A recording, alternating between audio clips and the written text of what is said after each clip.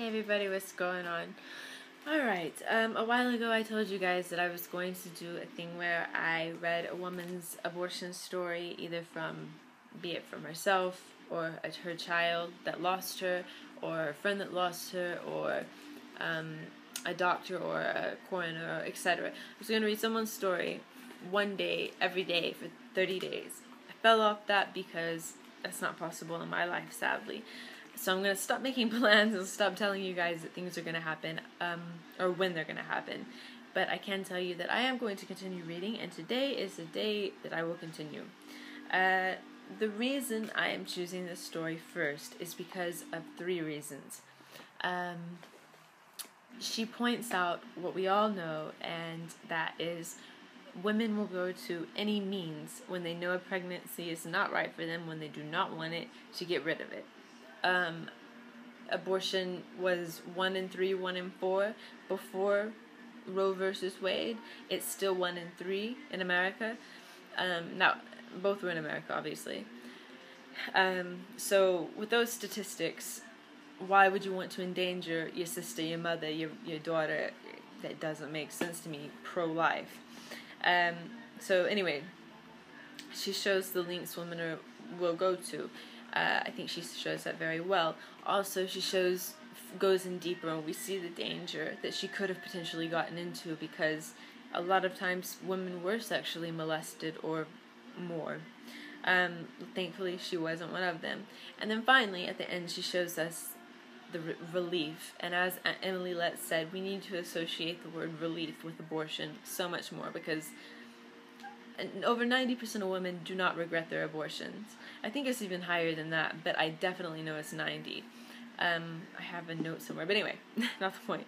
And these aunties are allowed to spread lies, like you're going to regret it, you're going to have mental illness. Mental illness actually shows up more so in women who do have pregnancies, who go ahead and give birth, far more than in abortions. In fact, they haven't found really any association with mental illness popping up after an abortion. So, random fact. So yeah, she shows us the scenes that women had to be a part of and be terrified in alone. And then afterwards she shows us the relief that she felt. And those are all aspects. I'm reading out of The Worst of Times. And this woman's story is, her name is Elenore. She's had 2 abortions. She's used contraceptive every time, but 2 times it failed. 3 times it failed, I'm sorry. So we're going to read her last abortion, right? When I got pregnant in 1962 or 63, I didn't know what to do. My friend didn't know either. Being desperate, I called a friend of my first husband. He said he didn't know, but he promised he would look into it. After a week, he called to report that he had found a doctor who would help me. In my naive state, I believed that the word help meant to actually do the abortion. Unfortunately, in the early 60s, that was not really a possibility in Pittsburgh. I went alone. I know this is a common theme I keep coming back to, but it is so characteristic of the experience of the unwilling pregnant woman. People talk about how very commonplace abortion was and always has been, whether it was legal or illegal. But you see it from a different perspective when you are the pregnant woman, when you are all alone. A supportive man may provide financial or even emotional help, but it is your problem. The doctor was very competent and very caring. He was very successful. And then she goes through and he doubts that she's pregnant and ends up, after 2 different tests that took weeks, finding out she was pregnant, right? So, he told me to come back to the office and we would see what could be done. He asked me a lot of questions about why I wanted to have an abortion. He knew I was 42 years old and trying to put 2 children through college without any help. He respected my assessment of my life, my priorities, and my decision. He said he knew someone who could help me. I was disappointed because he wasn't going to do it himself, but I said, great, whatever it takes. He told me someone would call me on a certain night. A few days later, this woman called. She named a price, $500, cash, and told me where she was located. We made an appointment. My friend gave me the money, but I had to go alone. Bertha was her name. My children were away at college, so this was quite unlike 1939, when her first abortion occurred. It wasn't going to matter if I didn't come home at night. I didn't have a car, so I didn't have that to worry about. I had to sell it to send the boys to college. In a way, not having a car didn't matter since I didn't know my way around anyway. I took a bus into downtown Pittsburgh, and then a cab to Bertha's neighborhood. The weather was really awful. It had been raining, and the rain had turned to sleet. By the time the cab driver got there, it was getting dark, and the sleet had turned to snow. Neither of us could find this main street. There was one dark and lonely-looking street. I'll never forget it. It was very steep, just straight down. I said, "It has to be this street. There aren't any other streets. It must be down there." Well, he wasn't just about to go down there. He kept saying, "It can't be down there, lady. There's nothing down there but railroad tracks. I'm not going down there on a night like this. I'll never get back up." As determined as he was to not go down there, I was more determined to get to my destination. "Then just let me out here. I'll walk down," I said. Then the cab driver changed. "This is no part of a town for a woman to be in alone at night. You can't walk down there alone," he said. "I must get down there, and I must get down there tonight," I insisted.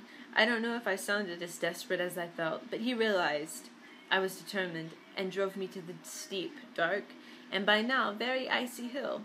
We slipped and slid, and I could hear him swearing under his breath, but we made it. We got to the bottom, and I wiped the steam off the window and peered out into the darkness. It seemed like he really was right. There was nothing. I could see 2 or 3 small, tacky, run-down row houses. They were all dark and looked abandoned. Then I saw a faint light, nothing as bright as a porch light. It was more like a dim lamp in a back bedroom.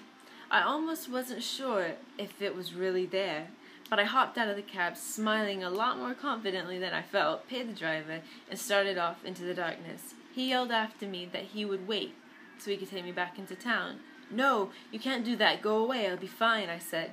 And he replied, "I'll just wait and make sure you're all right." Well, I couldn't let him do that. I was afraid that if I didn't come back in 15 minutes, he would call the police. Maybe, if he didn't go away, Bertha wouldn't even answer the door, if the dim light was even Bertha at all. Finally, he left, and I knocked at the door of the house with the dim light. A big, husky man in short sleeves came to the door. I said, "Is Bertha here?" He muttered, "Who are you?" I told him, and he let me into the seedy little house. I noticed that the living room had a great big crucifix over the mantel. A woman appeared from somewhere in the back of the little house. This was Bertha, and I'll tell you, she didn't do much to inspire confidence. She didn't even look real. She had dyed red hair, teased and sprayed to a stiff, towering beehive on her head. She had too much makeup and long, bright red fingernails. She had a gaudy print cameo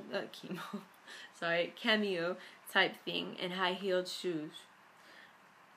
Now, she did have a real setup. She was in business and was a lot more organized than the woman was in 1939. When I say she was organized, I don't mean she was part of an organization. She seemed to be a loner. But she seemed organized in the sense that I thought she had a much bigger referral system and did many more abortions than the 1939 woman. The doctor probably got a kickback of some sort from her, although I always wondered why he would do that, because he was very successful. Every time I ever went to see him, and he became a regular gynecologist after the abortion, his waiting room has always been full. But back to Bertha. She had a room she obviously used for this. It was ordinary, somewhat shabby bedroom. There wasn't any sterilizer, and I don't think the things she used were sterilized or boiled or anything like that. She reached into a cupboard and took things out with her bare hands. I guess she used a catheter, but she didn't really let me see what she was doing. She told me to take off my underwear and lie down on the bed. She sat on a stool at the foot of the bed and inserted something, and I felt a bad cramp. That was all.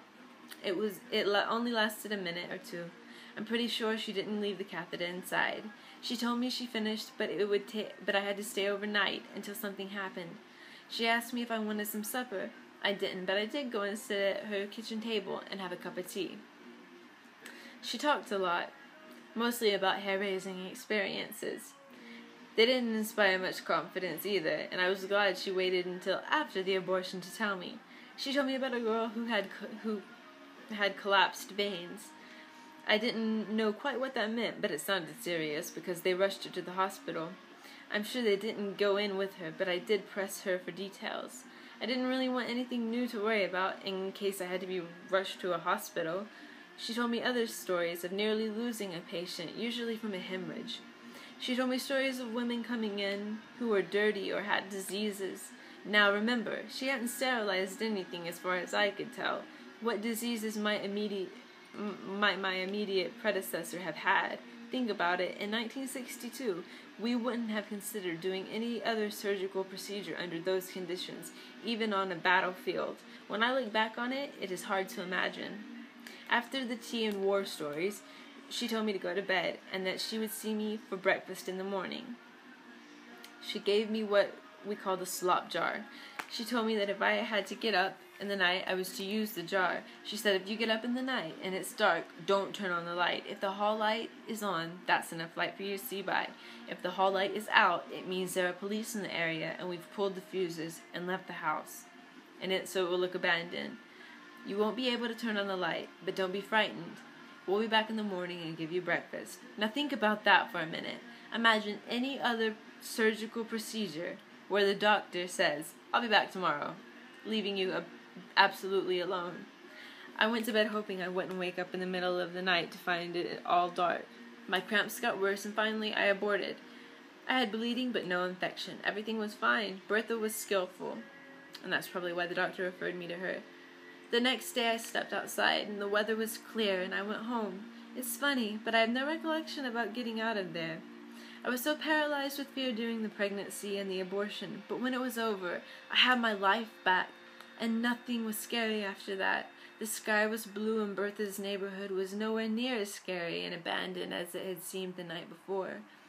I took a bus home from the town and stayed home from work one day, but I was fine. There we go. Let's see. Here we go. I'll just finish it with this last paragraph. In my experience, these people who have performed illegal abortions don't want you to know anything about themselves, particularly their medical qualifications. But you know what? I didn't really care. I just wanted to get it over with. I didn't care who she was. I didn't care what she did. I didn't care where she came from. I didn't care about her qualifications. Bertha was about 55. In spite of the way she lived and looked, she talked like she lived well. I never saw her again, but I would have referred women to her. You know why? Because she was reasonably competent and kind. That counted a lot in those days, when the Berthas of this world were all we had. It's hard for people to imagine, I suppose, but Bertha, quite literally, was the best there was. And with that, I'm going to have to end this video. Alright, there was just another story for you guys. I will probably be making a couple more videos, but no promises. As I said, I'm not planning anything anymore. So, yes. There you are. I will write some more stuff about that story on my webpage, so check that out if you're interested.